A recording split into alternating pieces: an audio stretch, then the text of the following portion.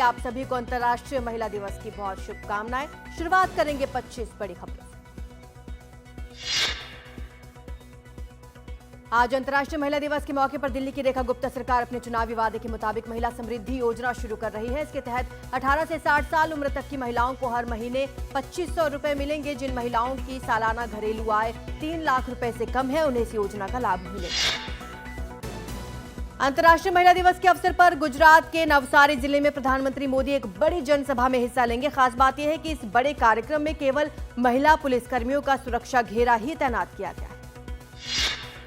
मध्य प्रदेश के जबलपुर में नीतू बर्मन की नाव की पतवार संभालते देख आप हैरान रह जाएंगे। अपने पिता के जख्मी होने के बाद 4 साल से नीतू पानी पर आसानी से नाव चला रही है। नीतू को ग्वारी घाट पर दूसरे नाविक ताना भी कसते हैं, लेकिन वो किसी की परवाह नहीं करती। दूसरी महिलाएं नीतू से प्रेरणा लेती हैं।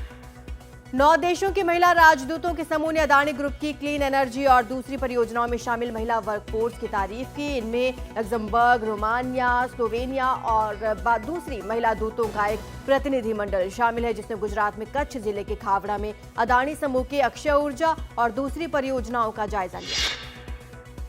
ब्रज में होली का 40 दिन का भव्य और सतरंगी उत्सव इस हफ्ते अपने चरम पर पहुंच रहा है। दुनिया भर में मशहूर मथुरा के बरसाना और नंदगांव की लठमार होली आज से शुरू हो रही है। पहले से ही जारी रंगोत्सव में हिस्सा लेने के लिए बड़ी संख्या में लोग बरसाना पहुंचे हुए हैं।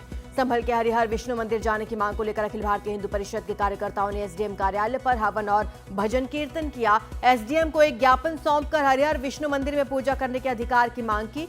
विवादित ढांचे में नमाज पढ़ने का भी लोग विरोध कर रहे हैं।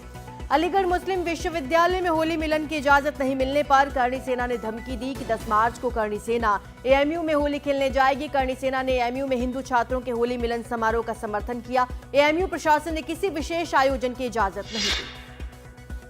राजस्थान विधानसभा में कांग्रेस बीजेपी में तीखी नोकझोंक। कांग्रेस के सचेतक रफीक खान अनुदान मांगों पर चर्चा के दौरान अपनी बात रख रहे थे, तभी बीजेपी विधायक गोपाल शर्मा ने पाकिस्तानी का नारा लगा दिया। कांग्रेस विधायकों ने इसका कड़ा विरोध किया। राजस्थान के अजमेर में आरपीएफ की महिला कांस्टेबल रेणु कुमारी ने एक बुजुर्ग की जान बचाई। बुजुर्ग यात्री ट्रेन में चढ़ने के दौरान नीचे गिर गए। रेणु ने फौरन उन्हें प्लेटफॉर्म और ट्रेन के बीच से सुरक्षित निकाल लिया। प्लेटफॉर्म पर मौजूद यात्रियों ने चेन खींचकर ट्रेन को रोका। नोएडा में बिजनेस डील के नाम पर फिशिंग मेल भेजकर साइबर अपराधियों ने 5 करोड़ 7 लाख से ज्यादा रकम ठगी। शिकायत मिलने पर साइबर क्राइम पुलिस ने पूरी रकम पीड़ित के खाते में वापस करा दी। यूपी के बलरामपुर में टमाटर उत्पादक किसानों की हालत खराब। बाजार में टमाटर की वाजिब कीमत नहीं मिल रही, जिसकी वजह से किसान सड़क किनारे टमाटर फेंकने पर मजबूर। टमाटर किसानों को लाखों रुपए का नुकसान उठाना पड़ रहा है। ग्रेटर नोएडा की कुख्यात गैंगस्टर रवि नागर उर्फ रवि काना को रेप और SC/ST केस में इलाहाबाद हाईकोर्ट ने बड़ी राहत दी। हाईकोर्ट ने उसकी जमानत मंजूर की। इससे पहले नोएडा के स्पेशल SC/ST मामले में के जज ने रवि नागर की बेल खारिज कर दी थी।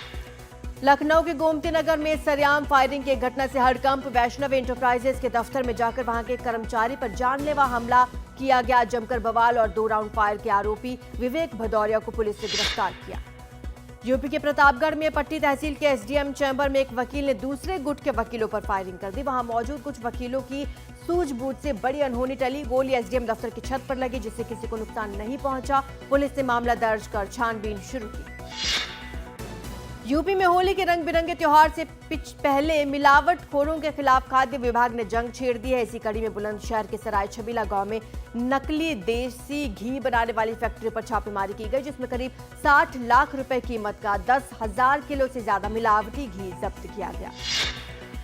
दिल्ली पुलिस ने बिहार के 12 बाल मजदूरों को एक बैग सिलने वाली कंपनी से छुड़ाया। पुलिस के मुताबिक ये बच्चे बिहार से तस्करी कर दिल्ली लाए गए थे। बंधुआ मजदूर बनाकर इनसे 18-18 घंटे रोजाना काम कराया जा रहा था। इन्हें बाहर निकलने की इजाजत नहीं थी। 2020 के दिल्ली दंगे के आरोपी शाहरुख पठान को कड़कड़डुमा कोर्ट ने 15 दिन की अंतरिम जमानत दी। उत्तर पूर्वी दिल्ली में हुए दंगों में कांस्टेबल पर पिस्टल तानने के मामले में आरोपी शाहरुख को पिता के स्वास्थ्य के आधार पर 20,000 के मुचलके पर जमानत मिली।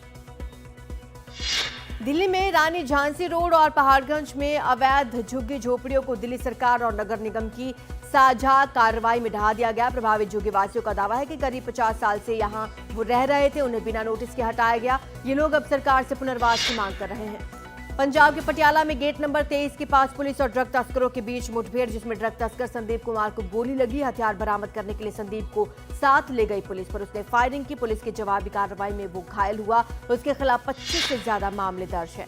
हरियाणा के भिवानी में साइबर पुलिस ने सरकारी नौकरी दिलाने के नाम पर ठगी करने वाले गिरोह का पर्दाफाश किया। इस गैंग ने फर्जी एजेंसी बनाकर 960 आवेदन लिए, रिश्वत लेकर 25 लोगों को नौकरी भी दी। गैंग के 5 मुख्य आरोपी गिरफ्तार, इनसे कैश, कई दस्तावेज, इलेक्ट्रॉनिक सामान जब्त। मध्य प्रदेश के नीमच में वन विभाग की टीम ने 8 फीट लंबे और 100 किलो वजनी मगरमच्छ का रेस्क्यू किया। रतनगढ़ उपवन मंडल के अलोरी गांव के पास एक खेत से इस विशालकाय मगरमच्छ को सुरक्षित निकाला गया। पास के गूंजली नदी के सूखने के बाद यह मगरमच्छ खेत में आ गया। जम्मू कश्मीर के शोपियां में एक तेंदुए को बेहोश कर पकड़ा गया। बाद में उसे सुरक्षित ठिकाने तक पहुंचा दिया गया।